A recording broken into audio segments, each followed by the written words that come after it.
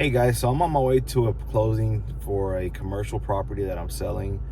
This is a property that we bought that we were officing out of for probably a few years now.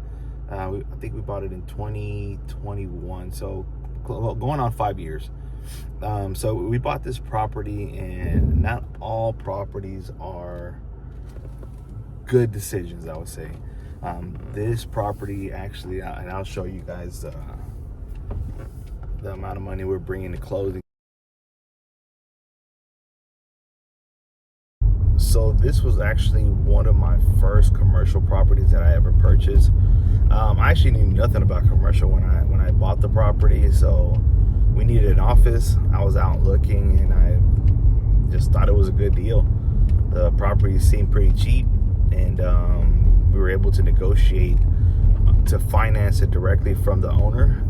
Because I didn't have any commercial experience, it was hard for me to get a commercial loan. And at that time I didn't know about SBA loans and business loans and all that stuff that you can get through the SBA for your personal property. So if you are looking to get your own personal commercial property that you're going to be officing out of at least 50%, there is a lot of different options for you that you can use. So definitely look into that. But this property, I bought it, and it was also almost like a condominium style. I'm gonna post pictures. I don't have a lot of videos of it,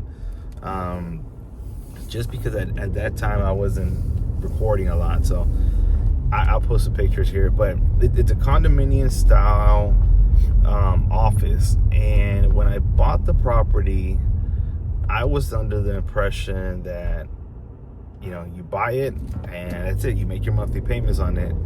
But when we got to closing, I didn't realize that there was an association a fee for it. So when I started with it, was $190 or something like that, $192, which wasn't bad.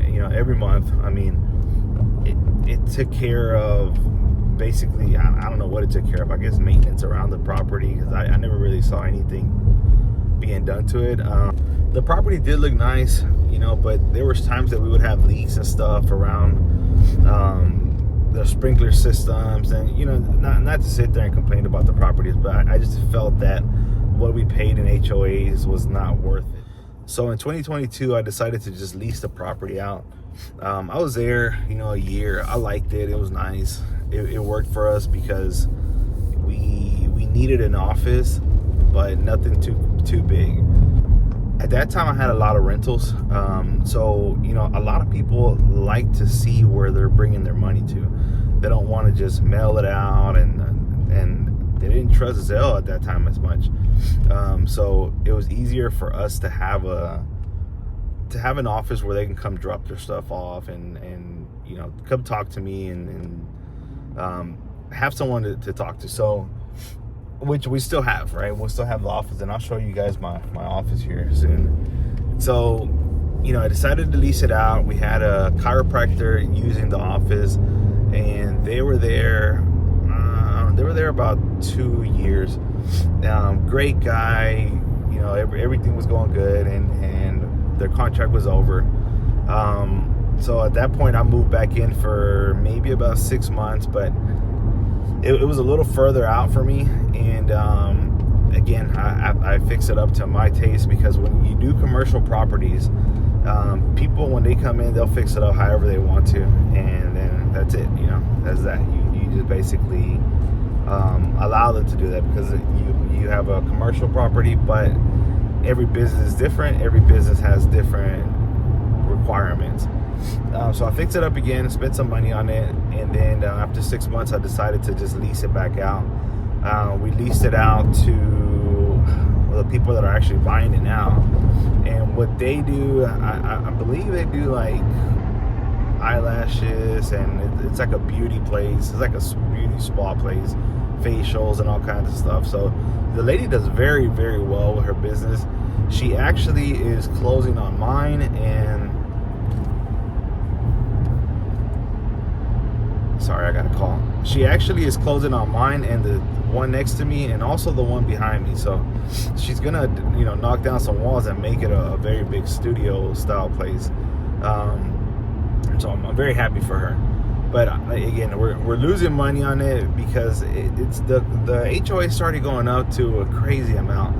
By June, I believe that we're now close to $392 a month, which is, to me, is ridiculous, especially for the condominium. I mean, it's nice, but it's nothing crazy. So there was some theft when I was using it. I remember that they stole the copper wire out of the electrical panels, and our building did not have electrical service for about 3 days. So, you know, things like that kind of turned me off and made me start looking at a different area.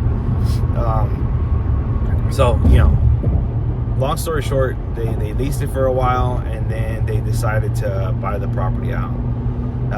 We've been in negotiation for about 6 months now because, you know, obviously they wanted to buy it cheap. It's their business, but I wasn't going to let it go cheap. And at the numbers that we were at, I was losing money. And the crazy part is that the money I was losing is for realtor fees and HOA fees. I am a realtor, but I don't do a lot of commercial, so I allowed a friend of mine who does nothing but commercial to take care of this one. And, you know, I'm pretty big on doing what I do right. You know, if I can't do it, I'm gonna let someone do it. I'm gonna hire a professional to do it, because I don't know the commercial world as well, and I don't want to be in a situation where, you know, I get sued or something crazy. I have purchased other commercial properties after that, but it's always been my commercial realtor that's assisted me, just because I feel like that's the best way to do it. But today, like I said, we're closing on it. We're finally negotiating. We negotiated everything, all the terms and everything, and I am bringing close to $6,000 to closing on this one. So yes, it is a little bit of a loss, but I'm okay with taking the loss because we did make a little money throughout the years that it was there, and the people that have had it have been good people. I have good relationships with them, so I'm okay with that. I'm okay with us losing a little money. Like I said, guys, I'm okay with losing a little money and making sure, you know, someone else benefits from it.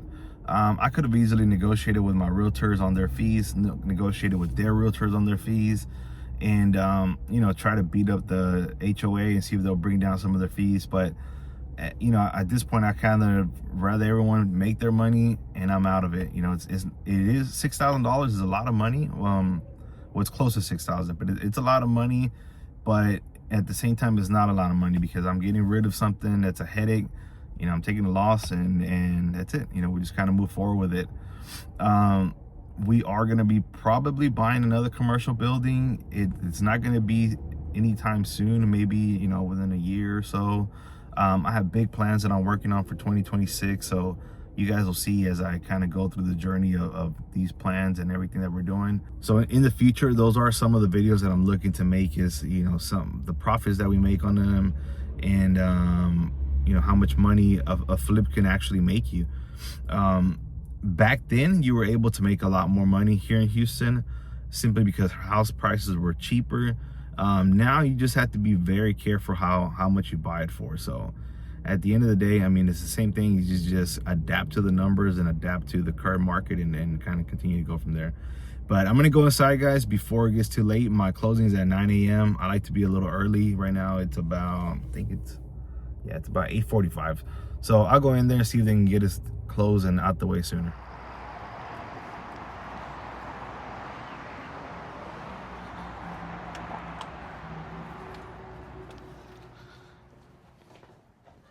Good morning. I had to close it. Where I could grab it. Yeah, I should have it here. All right, guys, so we are done. We got everything signed, everything completed. I didn't do a lot of recording. We were there for a little while. Great people. Got to meet a lot of the staff. So everybody was really great to work with, and hopefully we'll work with them later on. But yeah, so we're done. I mean, like I said, you win some and you lose some. This was a little bit of a loss, but I'm happy to get rid of it, and I'm happy it's going to someone that's going to take care of the property. We did put a lot of work into it to make it look the way that it looks now, so I'm sure they're going to be happy with it. But so I'm on my way to STP Diesel. I'm actually going to pick up my cousin who is dropping off the dually that I used to have. I think he's going to be upgrading his turbos or something like that to it. So we're going to go over there and pick him up. And I'm also going to take the Raptor to get cleaned. This thing's pretty dirty. I haven't been driving it much, so wanted to take it out today and clean it up and probably check on a couple of properties and have a kind of a light day today. So we'll head over to STP Diesel right now, and then I will pick up the camera once we get there. So we just pulled up to STP Diesel. You guys can see my old trucks there. Here's a better view. So yeah, we're gonna pick him up and head out. Hopefully he gets his turbo done. All right, guys, so I just dropped off my cousin at his house, and he actually doesn't live far from a YouTuber that I met by the name of Frankie Turbos. I was watching his channel the other day, and one of his Porsche 911s ran out of battery here at one of the local parks. And just kind of clicked to me that I remember I purchased a jumper box, and they sent me two. When I went to send it back, they told me I could just keep it. So I've had it there for a couple months, and I was like, man, next time I'm in the area and I see him, I'll go ahead and bring it to him. So we're gonna go ahead and do that today, and I'll show you guys one of his cars.